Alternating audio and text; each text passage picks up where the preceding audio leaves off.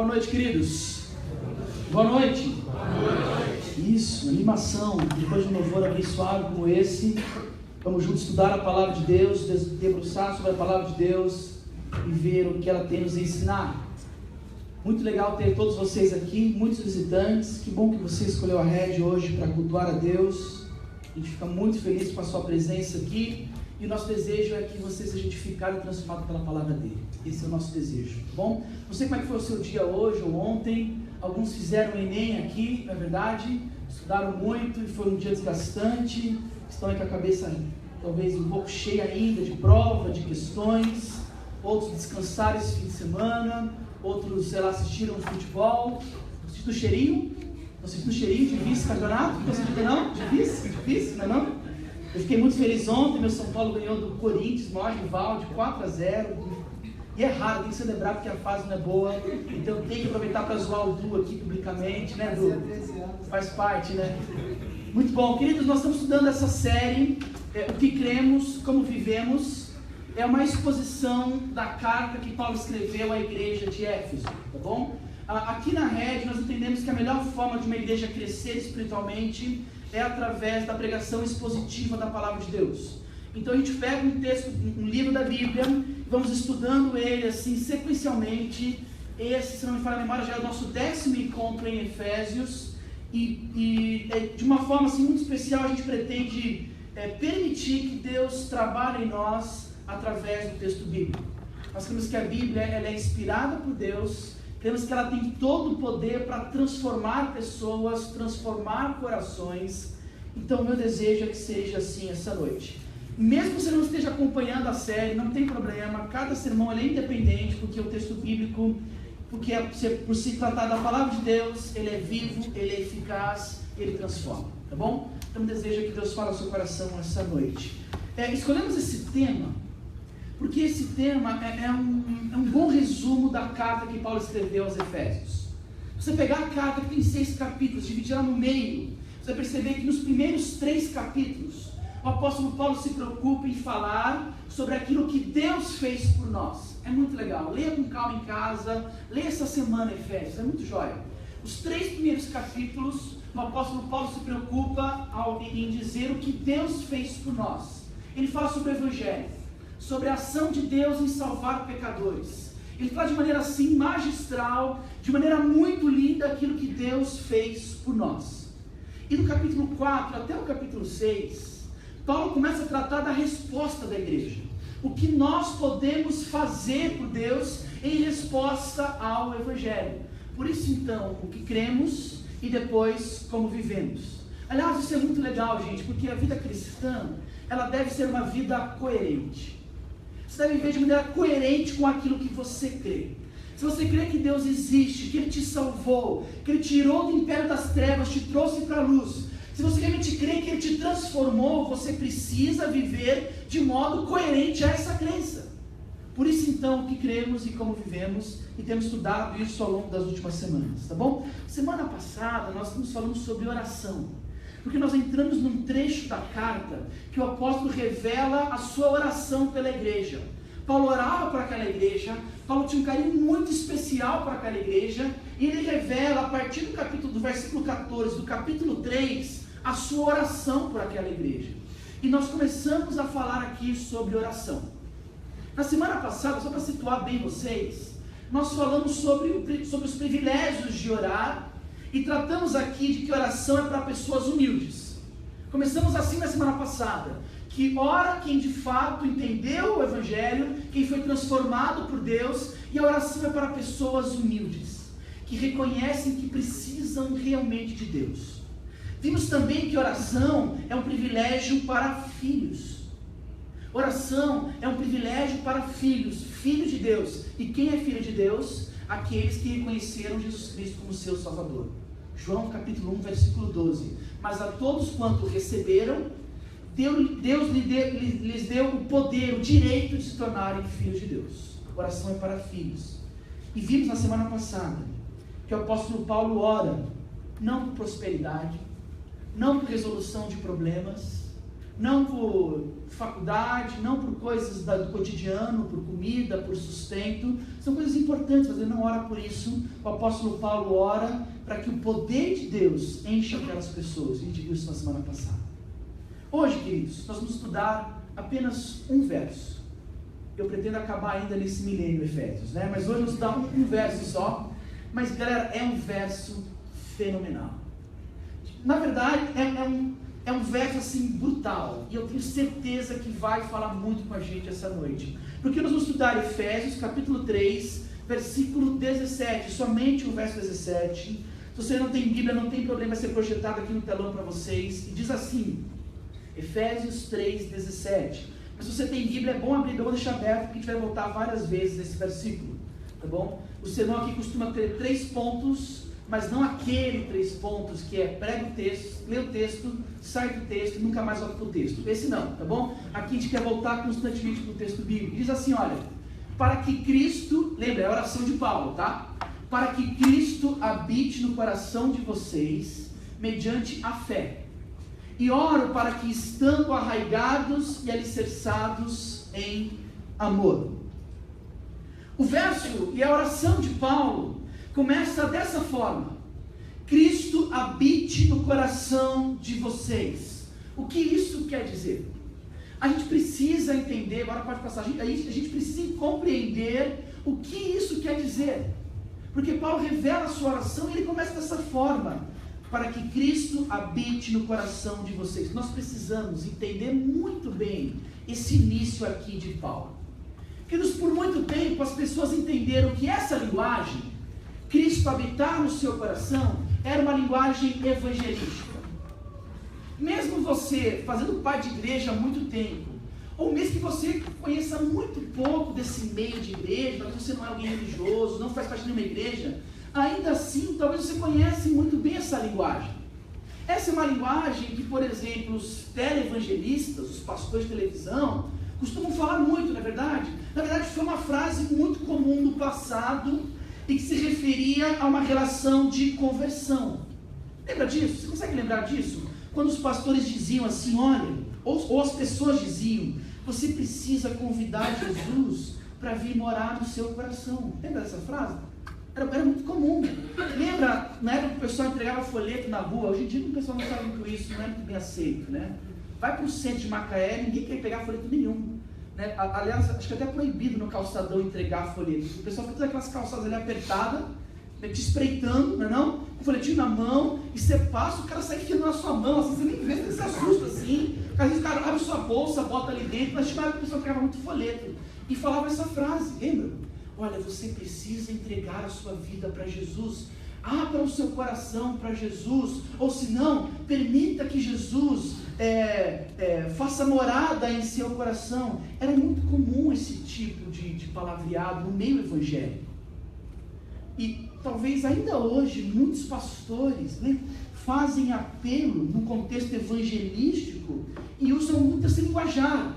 Cristo precisa morar no seu coração. Está ambientado nesse contexto? Já viu algum pastor fazer isso? Final do culto normalmente, o pastor vai aquele sinal que o tecladista entende, é um sinal que só o pastor tecladista entende muito bem. Ele vai para o teclado, começa com aquela musiquinha de fundo, bem comovente, sabe? A primeira nota já começa a chorar, impressionante, né? Você nem sempre vai escolher uma lápis, que aconteceu, mas foi a primeira nota que ele tocou. O tecladista sabe disso, tem uma nota que ele toca ali, que comove, mexe na hora com os nossos sentimentos. A musiquinha tipo assim, olha. Pam, pam, param, pam, pam, pam. Alguém já citou que música é essa?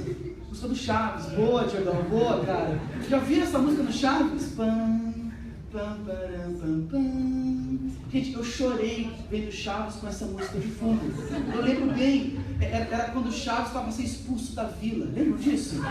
Ele estava com a trouxinha, o pessoal chamando ele de ladrão, ele tinha que ir embora, expulso da vila, marcou minha infância, tocou essa música de fundo, e eu chorei, me emocionei, e tocou também quando o pessoal foi para Acapulco e deixou o Chaves sozinho na vila também. Clássico, né? O pessoal vai lembrar muito bem disso. Mas assim funciona normalmente. Começa a tocar musiquinha emocionante de fundo e começa a vir um apelo. E as palavras são: convide Jesus para entrar na sua vida.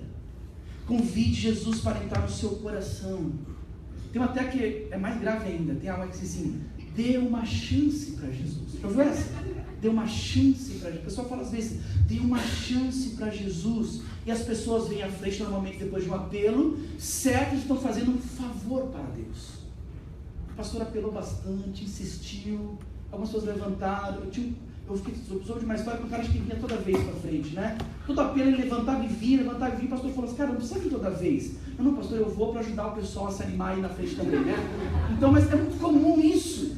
E essa linguagem, convidar Jesus para morar, fazer morada no seu coração, era nesse contexto. Mas, queridos, não é isso que esse texto quer dizer. E não é isso por várias razões. Eu quero dar apenas 3 rapidamente aqui. Por que não é isso que eu estou falando, que Paulo quis dizer nesse texto? Em primeiro lugar, porque esse movimento e esse Jesus que eu acabei de escrever para vocês, ele não existe nas Escrituras. Entenda muito bem.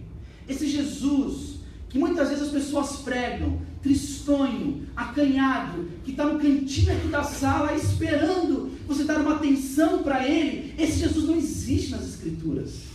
Pelo contrário, esse Jesus que fica lá de fora e espera você dar uma oportunidade para ele entrar na sua vida, esse Jesus não é pregado nas Escrituras. Pelo contrário, o Jesus da Bíblia é o Deus que se fez carne e habitou entre nós. O Jesus da Bíblia é aquele homem que sofreu brutalmente mais do que qualquer homem aqui poderia suportar. É um Jesus viril, é um Jesus que é o próprio Deus, é um exemplo de homem de hombridade. O Jesus da Bíblia é o homem Deus que morreu e ressuscitou, e entenda muito bem, hoje ele está à destra do Pai, reinando e governando todo o universo. Esse Jesus hoje, ele é o Rei dos Reis, Senhor dos Senhores, e diante dele um dia, todo o joelho se dobrará e todo mundo confessará que ele é Senhor. Esse é o Jesus da Bíblia. Não cuidado pelo qual você deve dar uma oportunidade. Não. Em segundo lugar, nós entendemos aqui que não é o pregador que tem que fazer apelo para você dar uma chance para Jesus. Na verdade, é você que tem que apelar para Jesus dar uma chance para você. Porque quem precisa de uma chance não é Jesus, é você. Você e eu que precisamos ser salvos. Então é você que precisa quebrar o seu orgulho, botar o teu joelho no chão, se arrepender dos seus pecados e dizer: Jesus, Senhor dos Senhores, Rei dos Reis, eu me arrependo dos meus pecados e confesso o Senhor como meu Salvador e Senhor da minha vida. É por isso que nós entendemos que é isso que deve ser feito por toda pessoa para que ela se torne uma cristã. E o terceiro e mais importante motivo pelo qual a gente acha que isso é uma falácia é porque esse texto ele não está falando de conversão. O início do versículo 17 ele não se refere à conversão. Lembra? Paulo está escrevendo para uma igreja. Ele está escrevendo para pessoas que já faziam parte da família da fé. O texto não fala de conversão, entenda muito bem. Esse texto está falando de senhorio. O texto está falando de quem de fato deve governar a sua vida. Por isso, volta comigo para o texto 17. Quando Paulo diz no verso 17, olha, para que Cristo habite no coração de vocês, mediante a fé, você entende que ele não está falando de conversão, mas ele está falando de algo que é muito mais forte do que isso para um cristão. De algo que talvez venha após a conversão, que é entronizar Cristo como Senhor da sua vida. Queridos, para entender muito bem esse texto, você precisa entender o verbo que Paulo usou aqui, para a palavrinha habitar. Na palavra habitar, não pode deixar no texto ainda, a palavra habitar, vamos nessa pergunta mesmo, pode ser.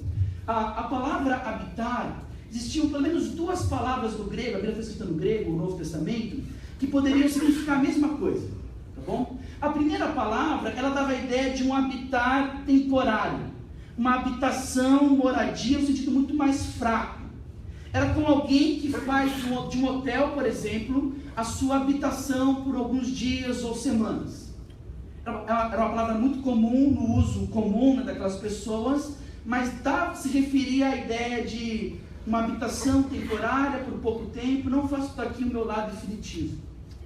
Existia uma outra palavra no grego, que embora tivesse o mesmo significado, ela por trás dava a ideia de estabelecer permanentemente num lugar. E adivinha qual palavra que Paulo usou? Essa segunda. Paulo usou essa segunda palavra, que traz a ideia de alguém que não somente vai habitar por pouco tempo, mas alguém que vai permanecer em definitivo nesse lugar. Olha o que um comentarista bíblico diz, olha que interessante. A palavra que foi escolhida é uma palavra que expressamente denota a residência em contraste com o alojamento. A habitação do dono da casa no seu próprio lar, em contraste com o viajante que sai do caminho para pernoitar em algum lugar e que no dia seguinte já terá ido embora. Além disso, é sempre no coração do crente ou do cristão que o Mestre e Senhor reside. E onde ele habita, tem de reinar.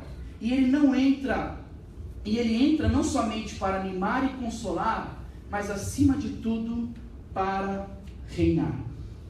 Queridos, a palavra que Paulo escolheu é muito forte, porque ela não fala somente sobre uma habitação completa e definitiva na vida do cristão, como também traz a ideia de governo, de controle. Alguém que não somente muda definitivamente para esse lugar, mas passa a tomar conta da casa.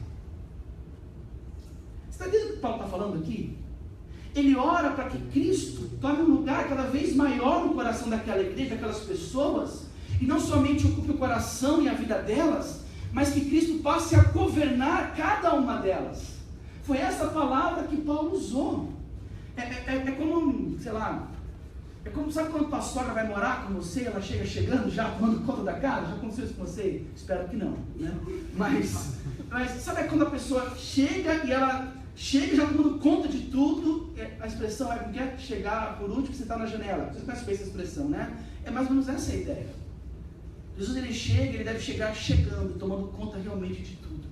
Eu lembro bem quando eu era solteiro ainda, e quando eu fui para o ministério solteiro, fiquei 6 meses, eu era noivo ainda da Mirinha, e morei 6 meses sozinho lá em Bebedouro. E nesses 6 meses, como eu vim algumas vezes para Macaé, para planejar e acertar detalhes do casamento, e sempre que eu vinha para Macaé, eu deixava um jovem cuidando da minha casa, certo? Habitando na minha casa, mas esse habitar era o primeiro habitar, temporariamente na minha casa, para cuidar da minha casa até que eu voltasse lá em Bebedouro, interior de São Paulo. E eu lembro bem que uma vez eu vim, acho que eu fiquei aqui uns 4, 5 dias, quando eu voltei para Bebedouro, certo? Eu abri a porta da minha casa e quando eu abri, eu tive um susto. Porque o meu fogão e a minha geladeira estavam na sala. A minha cama estava na cozinha. A minha televisão estava na geladeira. Minha televisão estava no banheiro, quer dizer. Minha televisão estava no banheiro. A minha máquina de lavar estava no meu quarto. Você entendeu o que aconteceu? Eu também não entendi, né? Mas quiseram fazer uma plantação, uma brincadeira comigo e mudaram as coisas da minha casa de lugar. Olha que loucura. Eu entrei assim, não sabia o que fazer. O fogão e a geladeira na sala, minha cama estava na cozinha, a TV, no banheiro. E eu fiquei louco, fiquei bravo, meio xinguei os caras. Xingamento cristão só, um rato de víboras, sepulcro caiado, cristão, até xingando de maneira correta, né? E fariseus, por aí vai, né? E aí, fiquei bravo, por quê? Porque, cara, aqueles caras, eles não tinham direito nenhum de mudar as minhas coisas de lugar. Foi uma brincadeira, depois passou, eles pediram desculpa pra mim, mas o fato é que Jesus não é assim. Ele não vem temporariamente, e sim, ele vem para mudar as coisas de lugar. Tem uma frase que vem na reflexão desse sermão, que diz assim, olha, quando Jesus se muda para a sua vida, ele traz consigo o trono. Quando Jesus se muda para a sua vida, ele traz consigo o trono. Porque ele passa a habitar em nós através do seu Espírito Santo, e essa habitação ela é permanente, e ele vem para reinar, porque ele é rei. E é isso que reis fazem, reinam, é isso que reis fazem, mudam de fato as coisas de lugar, porque eles têm autoridade para fazer isso. Então Paulo está falando nesse verso 17 aqui, que Cristo, pelo seu Espírito, habita em nós, e ele ora porque ele habita cada vez mais em nós, ou seja, cada vez mais de Cristo em nossa vida, mas não apenas uma presença que a gente não sabe explicar de do que é, não, é uma presença onde ele passa a governar completamente as nossas vidas. E queridos, como nós precisamos dessa oração? Como que essa oração que a igreja de Éfeso recebeu, como que a igreja moderna precisa dessa oração? como eu e você precisamos separar um tempinho e conversar sobre essa simples frase, que Cristo habite no coração de vocês, mas que vem carregada de significado. Como precisamos refletir sobre isso? Precisamos refletir sobre o senhorio de Cristo em nossas vidas. Porque entendam bem, queridos, se Jesus não for o dono da sua vida, outra coisa vai ser. Se Jesus não for o Senhor do seu coração, outra coisa será. Porque o próprio Jesus disse que ninguém pode servir a dois senhores, não é verdade? Ninguém pode servir a dois senhores. E se Jesus não reinar em sua vida, outra coisa irá reinar. E nós estamos vivendo um tempo onde não só as pessoas de fora, mas as pessoas dentro da própria igreja estão permitindo que outras coisas reinem e dominem a sua vida, que não Jesus Cristo de Nazaré. Não é verdade? Eu pensei em algumas coisas para dividir com vocês. Pode colocar aí. Eu pensei, por exemplo, carreira profissional. É óbvio que não há problema nenhum você desenvolver uma carreira profissional, você ter sucesso. Claro que não, pelo contrário. A gente incentiva aqui cada um de vocês a serem os melhores profissionais que vocês puderem ser. Até porque você de fato sendo um bom profissional, você vai conquistar o direito para ser ouvido por outras pessoas, não é verdade? Você sendo um bom profissional, fazendo o melhor que você pode fazer na tua área, as pessoas irão te ouvir. E você terá sim um campo preparado para algum dia você poder falar de Cristo. Agora, é impressionante como as pessoas pegam a carreira profissional, o sucesso, e elas são governadas por esse objetivo. E elas colocam isso acima de tudo e de todos. E a identidade delas, ela está fundida com seus sonhos profissionais. Ela não consegue se ver sem aquilo. Ela não consegue se ver sem o trabalho. E essa tem sido a dura realidade de muita gente das igrejas. O que tem governado o coração e a mente delas tem sido as suas carreiras, tem sido sim o seu salário, os seus contra-cheques, e não Jesus Cristo. Eu lembro bem, acho que foi essa semana até, eu conversando com o Diogo. Cadê o Diogo? O Diogo está ali atrás, da Rafaela. Ele me disse que ele colocou uma frase, né, na mesa de trabalho dele. Qual é a frase? Nenhum sucesso na vida compensa o fracasso do lar. Isso mesmo, Diogo. E é uma frase muito legal para ficar refletindo constantemente. Mas para pessoas assim, essa frase não faz o mínimo sentido. Porque para elas o que realmente importa é ter sucesso assim, profissional. É alcançar assim tal posição da empresa e se manter lá. Claro que sim, é isso que importa. Não interessa se é a custo de família, de filhos, de esposa, de casamentos, o que é muito comum nessa galera que chegou lá, mas o coração deles é governado por sucesso profissional. E tem muita gente que se diz cristã dessa forma. Tem mais. Eu penso, por exemplo, também em pessoas sendo dominadas não por Cristo, mas por suas famílias. E quando eu falo famílias aqui, eu falo a ideia de que não é que não devemos valorizar famílias, pelo contrário. Família é um projeto de Deus que deve ser valorizado. Mas hoje em dia é uma inversão muito grande, está tudo bagunçado.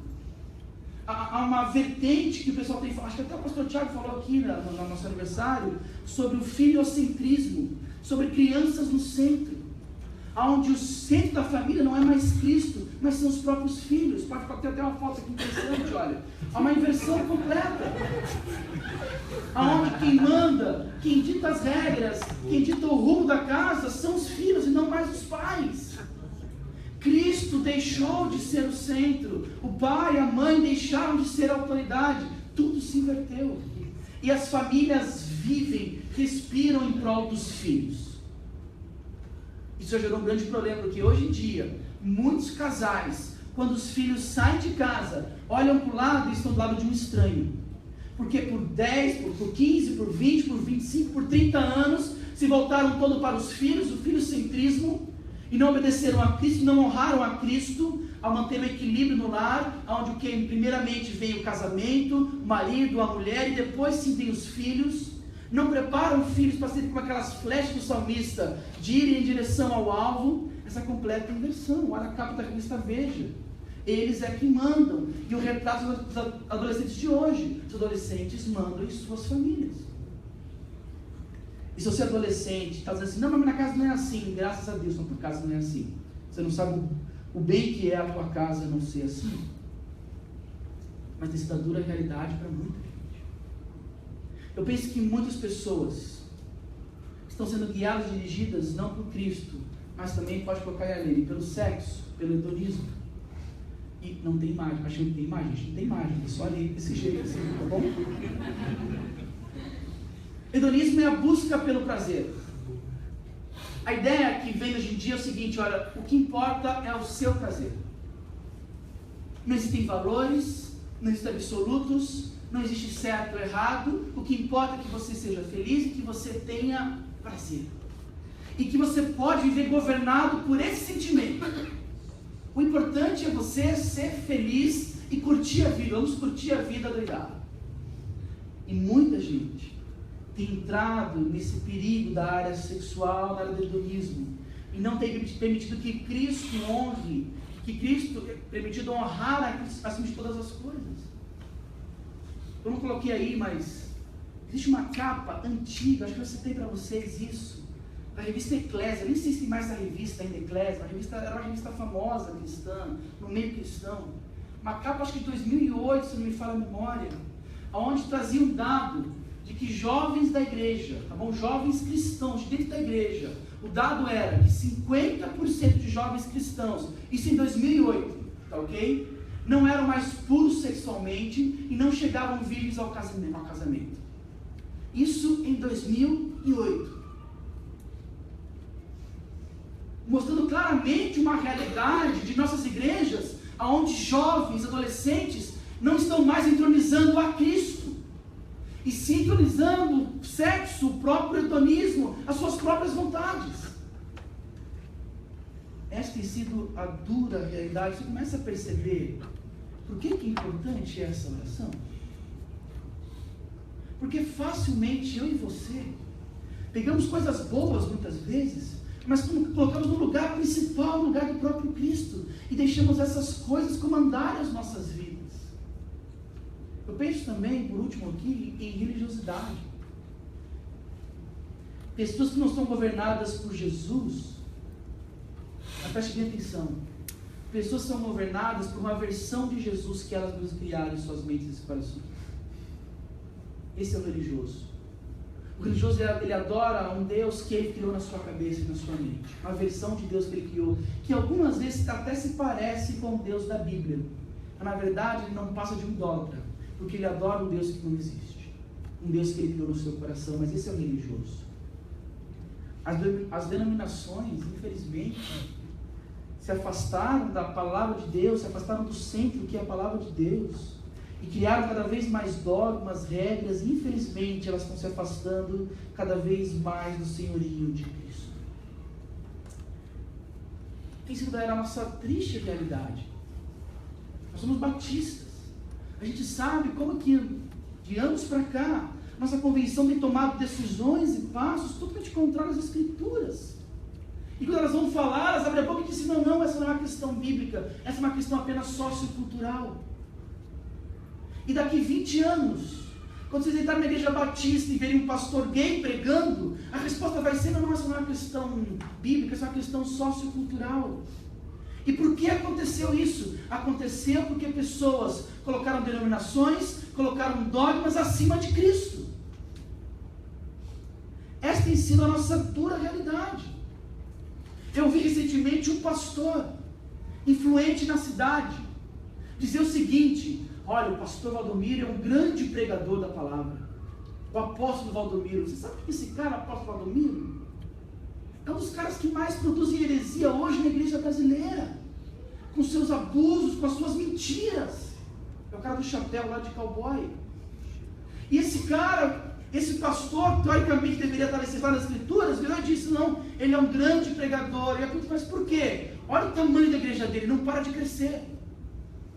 Pastores que validam uma boa igreja pelo crescimento dela, pelo tamanho dela. Isso são pessoas que colocaram dogmas, denominações, religiosidades acima do próprio Cristo.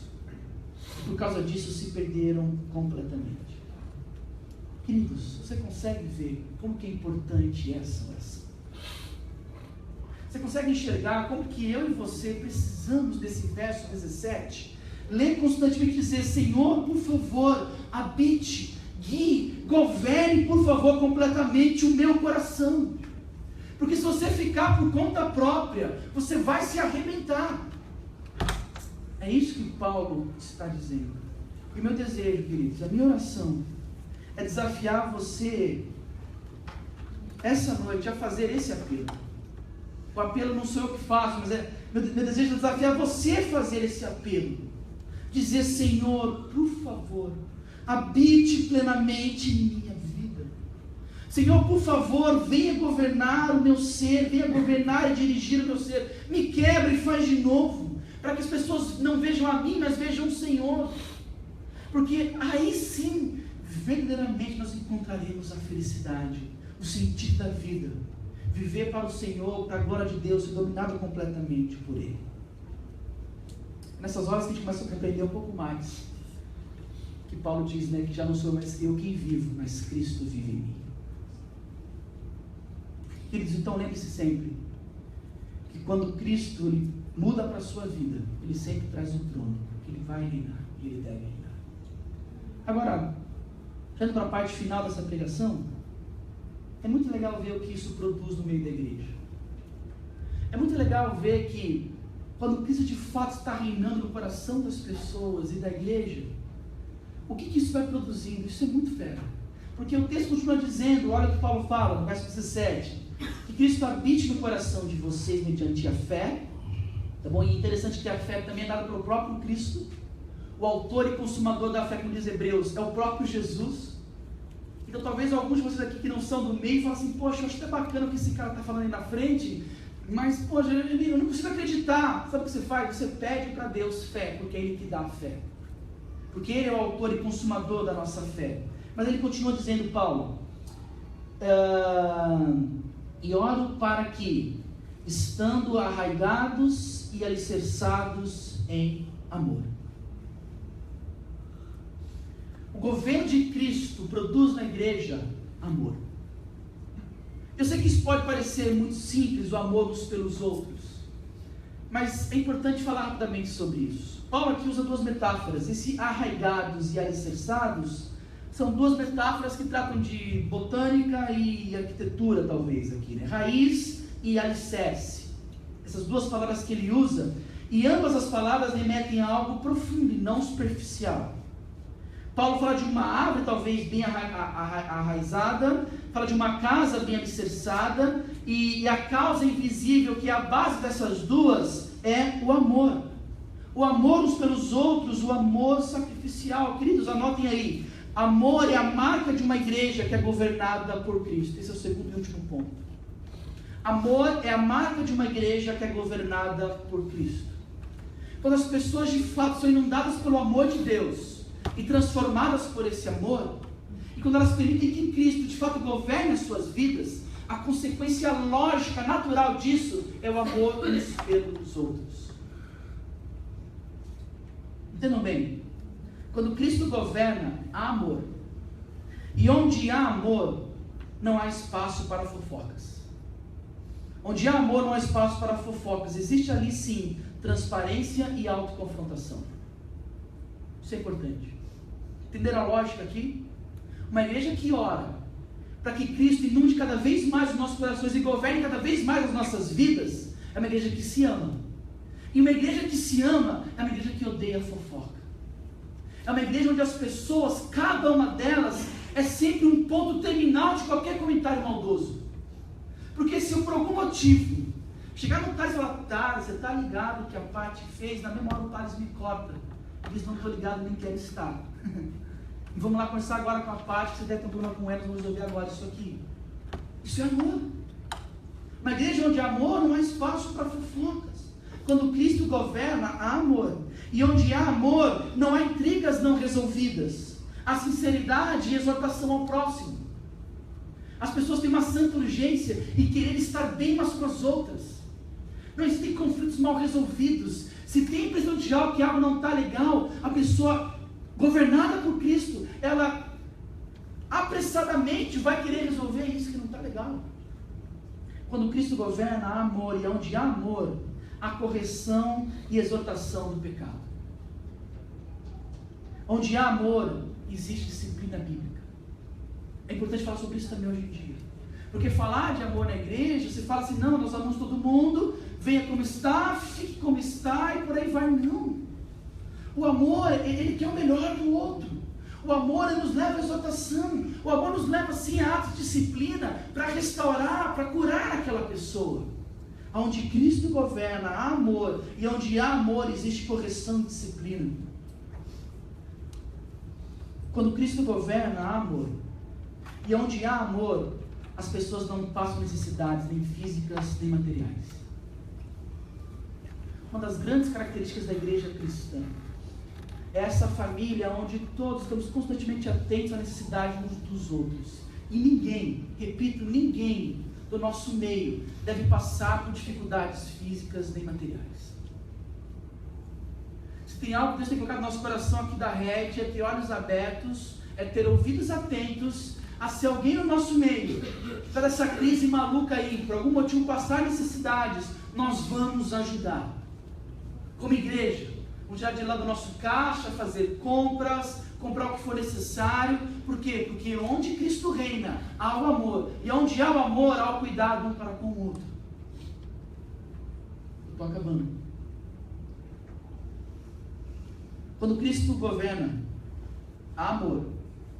E onde há amor, há um desejo profundo de nos conhecermos mais. Isso aqui é importante. Há um desejo profundo de nos conhecermos mais. Queridos, igreja não é um movimento religioso onde você vem aqui no domingo à noite, cumpre com os seus requisitos religiosos, com a sua consciência agora está mais tranquila e mais em paz, você já cantou um pouco, já ouviu uma boa palavra e agora você vai embora para casa. Isso não é ser igreja. Igreja é uma comunidade de relacionamentos. E onde há amor, há um desejo real de conhecermos mais uns aos outros. Queremos ser esse tipo de igreja, onde a pessoa que vem aqui, ela é sentida, ela é notada. As pessoas perguntam, mas perguntam interessadas em saber a resposta. Elas querem conversar, elas querem se conhecer mais, elas querem se aproximar mais uns dos outros. Isso é ser igreja. Onde Cristo reina, há amor, e onde há amor, há um desejo profundo de nos conhecermos mais. Por isso, nós ficamos mais tempo aqui quando acaba o culto. Isso é muito importante. Quando acaba o culto, não é para você ir embora correndo. Talvez algum dia ou outro é necessário, somos compromissos e tudo mais, mas em geral, fique. Deixe Cristo governar a sua vida para que você fique mais tempo aqui, para conversar um com os outros, para ouvir o outro, para abraçar o outro, porque isso é uma demonstração clara de amor. Eu gosto, quando o culto acaba, eu sempre fico ali fora, conversando com o pessoal, e eu gosto e não gosto ao mesmo tempo, né? Porque quando eu fico ali muito tempo, às vezes conversando, e quando eu vou pegar o cappuccino, porque tem um cappuccino aqui no final do culto, não tem água quente. Eu não gosto, mas eu gosto disso, entendeu? Eu não gosto porque eu queria tomar o cappuccino, mas eu gosto que acabou, porque senão o pessoal ficou ali para beber, para bater um papo, enquanto esfria, conversa um pouco mais. Queremos nos relacionar.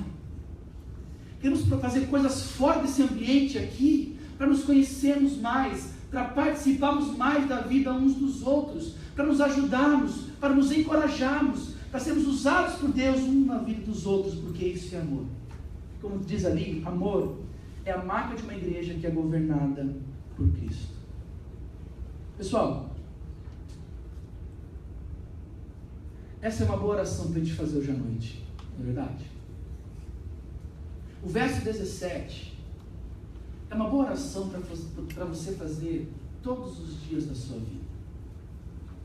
Dizer, Senhor, por favor, enche cada vez mais o meu ser da sua presença. Senhor, por favor, governe cada vez mais o meu viver. Até hoje eu dirigi minha vida e só bati cabeça. Me mude por completo. Enche o meu coração.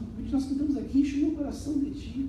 E fale, Senhor, por favor, governe, dirija as minhas ações, os meus pensamentos, me mude. Essa aqui é uma boa oração para que a gente possa fazer para a glória e para a honra do nosso Deus. Queridos, como dissemos aqui então, quando Cristo faz isso, quando Ele muda para a sua vida e começa a dirigir você, Ele vem com o trono, que Ele é rei e Ele vai reinar. E quando ele está reinando, isso vai produzir o amor. Amor é uma marca de uma igreja que é governada por Jesus Cristo. Abaixa sua cabeça, vamos orar.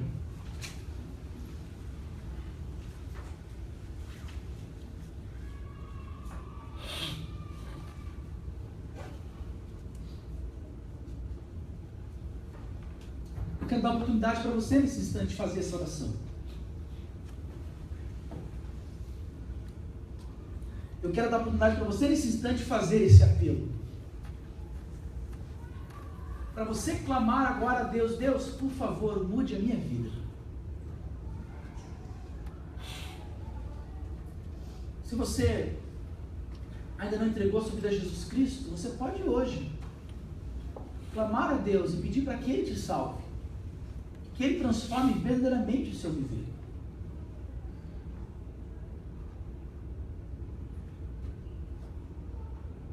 É você e Deus, e mais ninguém. Talvez hoje vai ser a primeira vez que você vai dizer: Senhor, por favor, habite em minha vida. E Ele vai chegar e vai começar a mudar tudo de lugar. E isso é a melhor coisa que pode acontecer com você em toda a sua existência. Isso é melhor do que casamento. Isso é melhor do que ter filho, que é muito legal. Mas quando Cristo entra na nossa vida e começa a mudar tudo de lugar, é para isso que você foi criado. E se você é um cristão, essa oração é para você. Você precisa falar nesse instante: Senhor, por favor, habite. E você sabe agora o que é habitar cada vez mais. É: Senhor, governe cada vez mais o meu viver, a minha existência, os meus sonhos, os meus planos, a minha agenda. E para que a minha vida seja resultado de uma vida governada pelo próprio Jesus.